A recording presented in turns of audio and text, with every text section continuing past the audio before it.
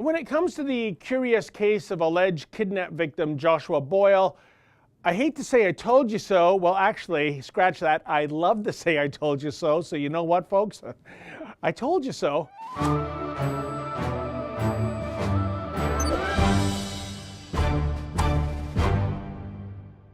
You may recall that bizarre story that broke back in October about the plight of Canadian Joshua Boyle and his American wife, Caitlin Coleman.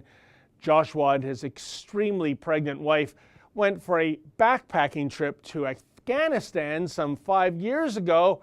Hey, who wouldn't want to go on a vacation to one of the most upside-down, gunned-up regimes in the world? How romantic. Alas, the Taliban allegedly kidnapped the couple and allegedly held them captive for 5 years. I say allegedly because, quite frankly, I think Joshua and Caitlin have severe credibility issues. The first thing to stink about this story was that while held captive, the couple were allowed conjugal visits, which gave the opportunity to produce 3 children. Hey, why not? Who wouldn't want to raise a family while being held captive in a third world regime in which the rule of law is barely existent? And who knew that the Taliban were such compassionate captors? In any event, their captors eventually moved the family into Pakistan, and at the insistence of the U.S. government, the Pakistani military conducted a raid to rescue the family, assuming they needed to be or wanted to be rescued, that is. But in the aftermath, so many unanswered questions lingered.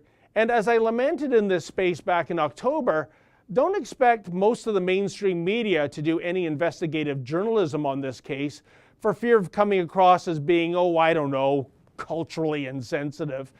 So it was that this story was almost played up as a feel-good movie of the week drama about how a young North American family was rescued from the clutches of an evil terrorist group and whisked back home to safety. But from the get-go, almost nothing added up, such as how would kidnap victims be allowed to raise a family in the first place? And look at this. It seems that Boyle's ex-wife is none other than Zainab Khater. Yes, that Zainab, the sister of former terrorist and current multimillionaire Omar Khater. And get this, during their marriage, when Zainab was saying that the 9/11 terrorist attacks were justified, Joshua was quick to defend her remarks. It's also disturbing. Yet, incomprehensibly, Prime Minister Justin Trudeau arranged a photo op with Boyle and family last month. What, pray tell, was that meeting about? Well, mind your own business, folks. The Prime Minister's office says no details will be released due to privacy considerations and respect for the family. And our PM wonders why so many refer to him as Jihadi Justin. But earlier this week, a bombshell dropped. Boyle was arrested and charged with 15 criminal acts. And we're talking serious stuff here, folks, such as 8 counts of assault, 2 counts of sexual assault, 2 counts of unlawful confinement, 1 count of uttering threats, 1 count of public mischief, and 1 count of administering a nauseous thing. While there's a publication ban in place for so many of the details, Boyle's lawyer issued the following statement, quote, "Mr. Boyle is presumed innocent. He's never been in trouble before. No evidence has been provided yet, which is typical at this early stage," end quote.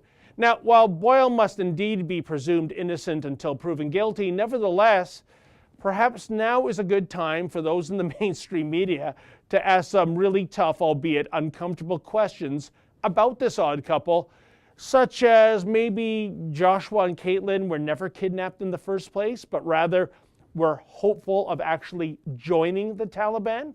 And what in the world would motivate the Prime Minister to meet with someone who has a soft spot in his heart for Islamist terrorists in the first place?